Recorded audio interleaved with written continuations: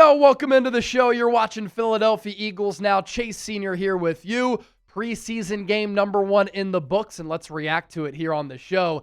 Philadelphia beating the Cincinnati Bengals 34-27 at Lincoln Financial Field. And in the calendar year of 2025, the Eagles are undefeated.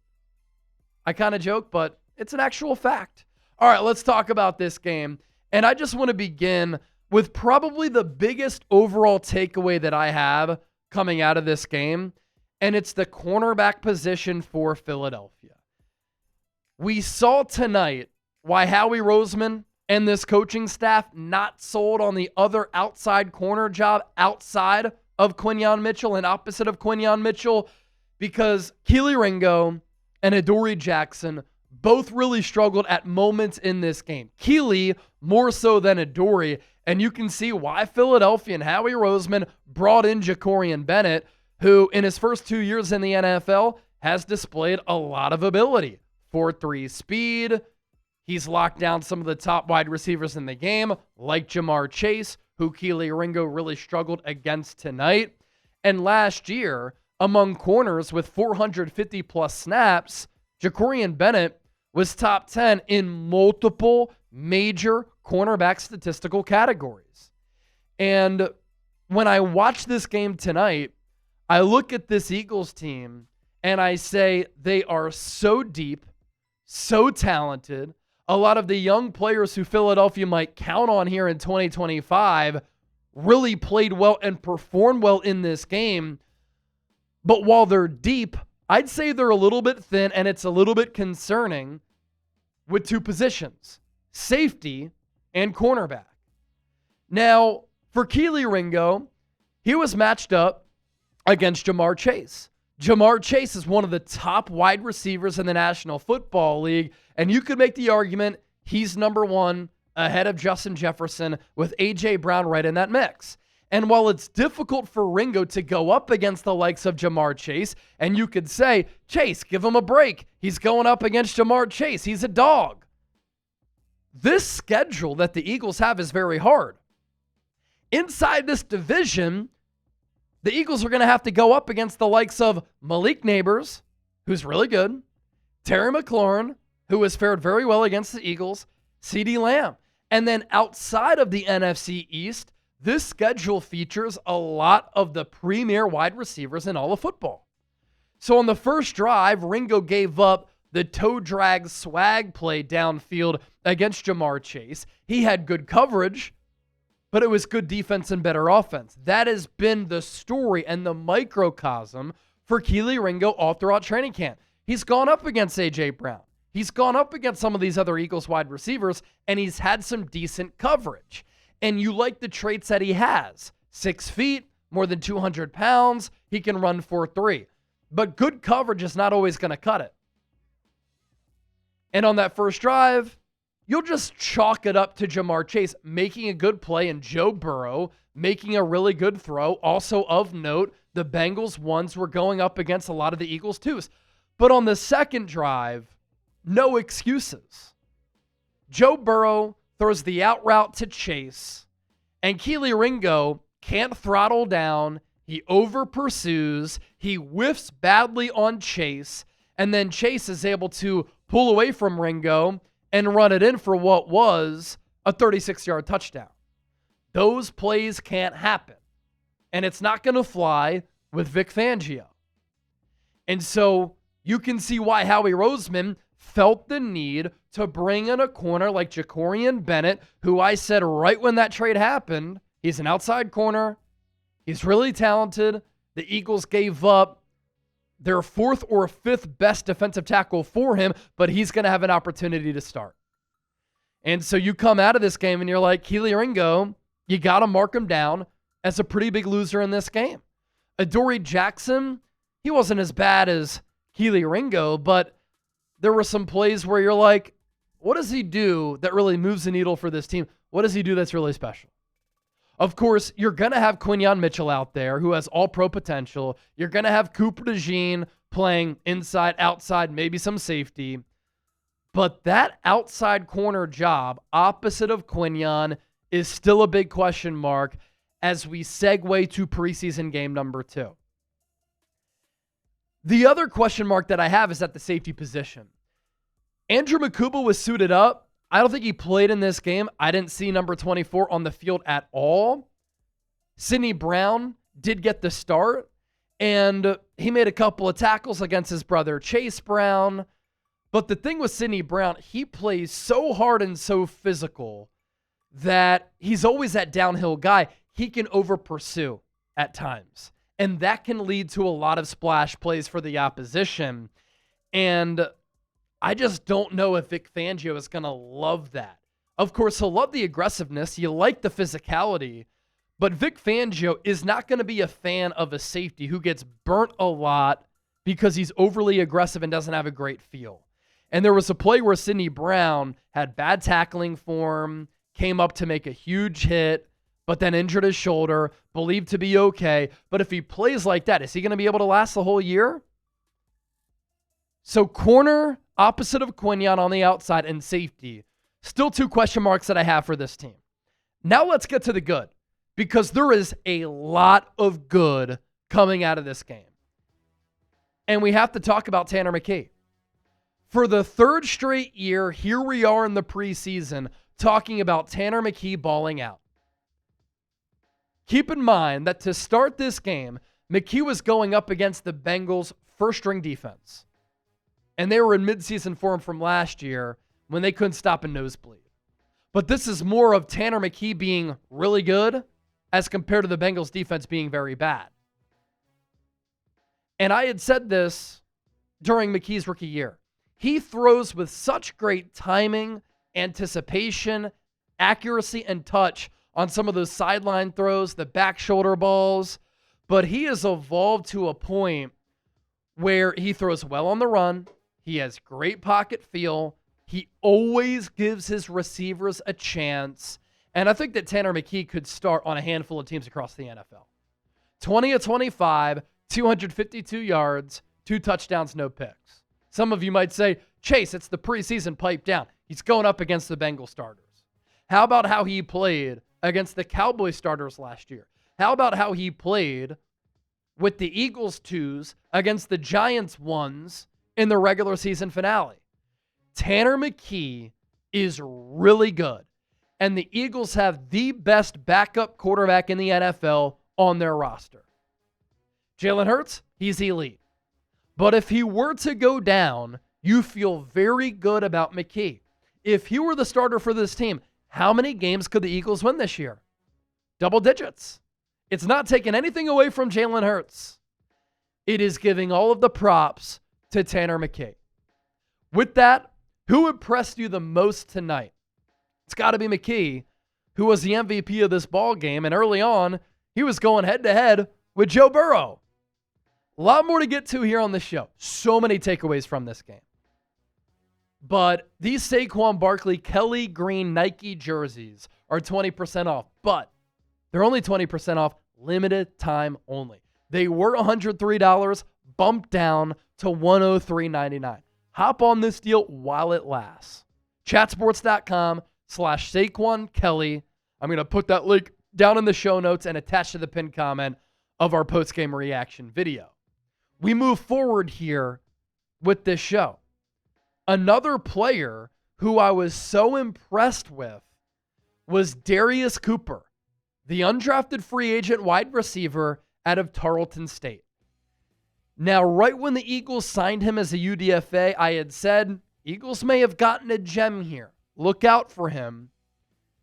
He's in the build of an A.J. Brown, where he's kind of stocky, but at 5'10", 210, runs in the 4.4s, and throughout training camp, he's made some splash plays. He's had some juice, and tonight, that translated in between the lines to real game action.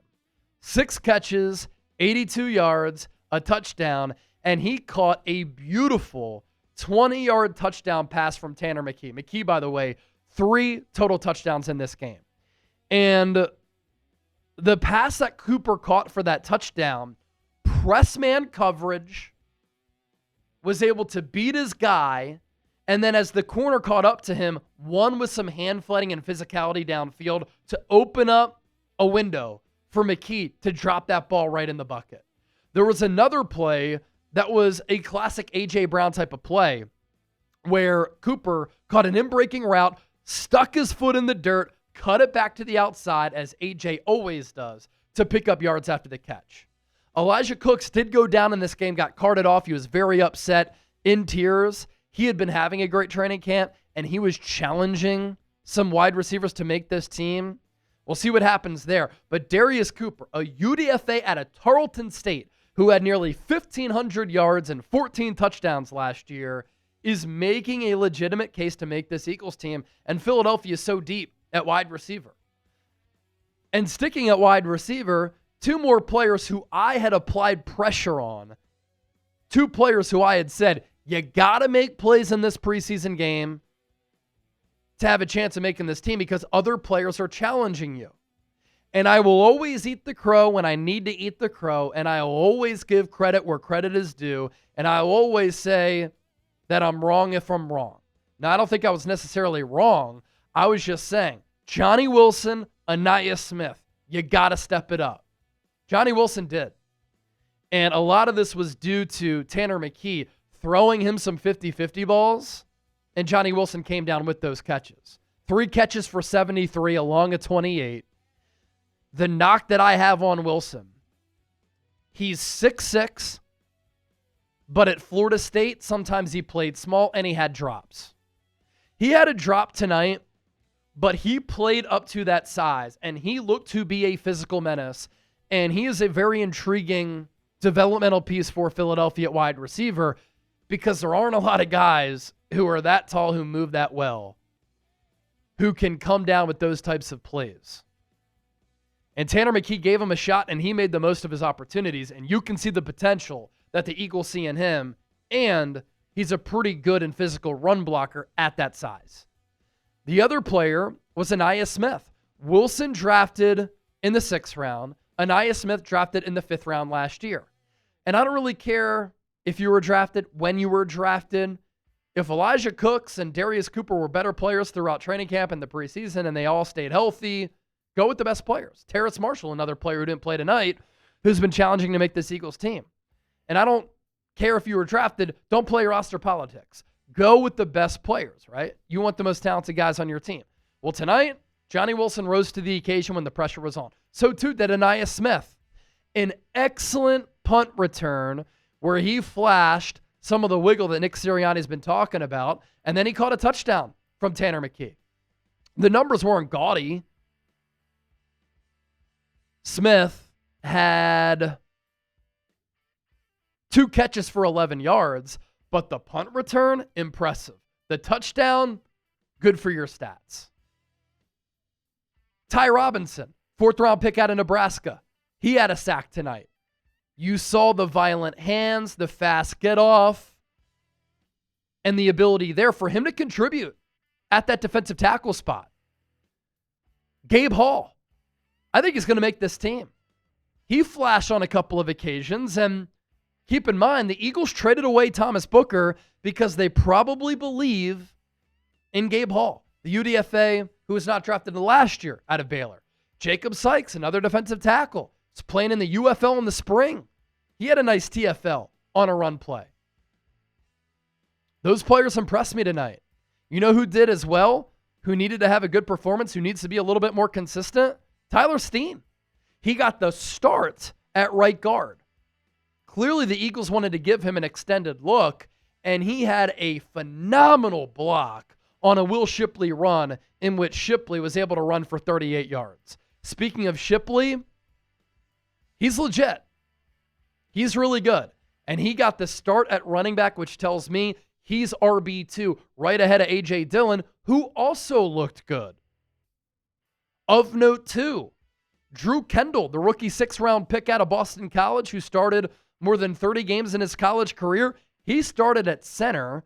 And Brett Tauth, yes, that's the proper pronunciation. We've been saying it wrong this whole time, started at left guard. Drew Kendall looks to be the backup as a rookie behind Cam Jurgens. Pretty impressive. That's another guy who has a lot of college experience, was an all-ACC player, and has NFL bloodlines. Who else do I need to give a shout out to for really good play? Patrick Johnson. He had a sack that was waved off with the penalty, but then he had an interception right after that. He makes some really good plays in the preseason. He has been a very good preseason player for the Eagles. I thought Jeremiah Trotter Jr. had a couple of nice plays. Smile Mondon was up and down. Jahad Campbell had a tackle on his first play and finished it with some violence. That violence can get him in trouble. He had a penalty, illegal hands to the face. He should have had an interception. He should have had a pick. Eli Ricks could have had a pick six. Jeremiah Trotter Jr. could have had a pick. They all dropped those opportunities. It's okay. But they did not take advantage of those opportunities that were given to them. Kevin Patullo, new Eagles offensive coordinator. I thought situationally, I thought overall play calling, aggressiveness going forward on some fourth downs. I really liked what I saw. Now, of course, the game plan was a little bit vanilla. He wasn't going to show off too much, but you like to see some good play calling moments from Kevin Patullo, and we saw that in this game. Shunderick Powell, the UDFA running back out of Central Arkansas. He had a nice little jump cut for a touchdown that was very impressive. He might only be 5'8" and 180 pounds, but he has NFL ability. Some of the downsides, Miles Hinton had back-to-back penalties, a false start and a hold, 6th-round pick out of Michigan. Kyle McCord didn't get to throw it a lot. He had an interception. He relieved Dorian Thompson-Robinson, who was kind of up and down, good movement, good arm strength, made some nice throws, had some other throws that he would like to have back. Tariq Castro-Fields, he had a good game tonight. He was targeted 3 times, and he was perfect in all of those opportunities. He laid a big hit on Tanner Hudson. So to round this out, it's a really good sign that the Eagles' depth requires a lot of young players producing and making strides in their development and just being solid players. And you saw that depth and the youth on display tonight. And let me just talk to one more moment about this 2023 draft class. First round, Jalen Carter. First round, Nolan Smith. Third round, Tyler Steen. Third round, Sidney Brown. Fourth round, Keely Ringo. 6th round, Tanner McKee. 7th round, Moro Ajomo. Jalen Carter, all-pro. Nolan Smith, huge leap. They're both starters. Tyler Steen going to start at right guard. Sidney Brown could start. Keely Ringo could start. Rough night. Tanner McKee, high-level backup. And Moro Ajomo, an excellent player who could start on almost every other team in the NFL outside of the Eagles because they have Jordan Davis and Jalen Carter.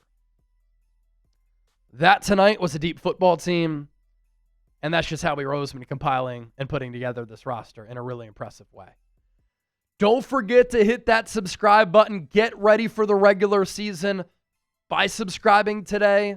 When it comes down to news, analysis, reactions, doing deep dives, scouting analysis, I always have you covered here on the show. Thank you so much for watching. And thanks to everybody for tuning into our watch party. Preseason game number 1. 104,000 viewers. Unbelievable. I love you all.